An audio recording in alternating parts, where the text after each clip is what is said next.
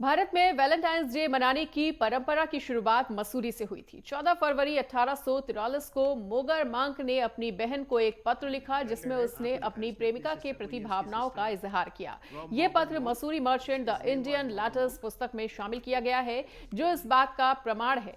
इस बात और इसके बाद मसूरी में प्रेम और स्नेह का प्रतीक बनकर वैलेंटाइन डे मनाने की परंपरा शुरू हुई, जो धीरे धीरे पूरे भारत में फैल गई। और आज भी मसूरी में 14 फरवरी को खास कार्यक्रम आयोजित होते हैं, जैसे गुलाब के फूलों का वितरण और संगीत कार्यक्रम। भोपाल भारद्वाज के अनुसार ये दिन केवल रोमांटिक प्यार का नहीं, बल्कि दोस्ती, परिवार और आत्मीयता जैसे प्यार के रूपों का भी सम्मान करता है। हालांकि कुछ लोग इसे एक व्यापारिक अवसर मानते हैं, जहां महंगे तोहफों और उपहारों की खरीदारी पर जोर दिया जाता है।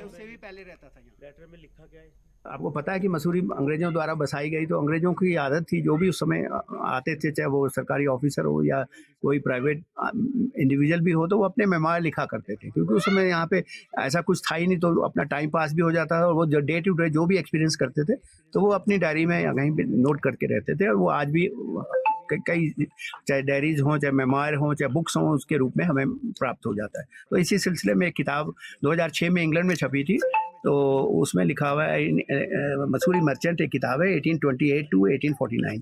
तो जिसके बारे में उसमें उसका जीवन वृत्तांत है, वो मिस्टर मोगर मॉन्क थे। वो यहाँ पे मसूरी में 1828 में आ गए थे, और वो एक टीचर थे यहाँ पे। मसूरी सेमिनरी एक स्कूल था, जो मसूरी का पहला स्कूल था, उसमें लैटिन भाषा और इंग्लिश भाषा के वो टीचर थे।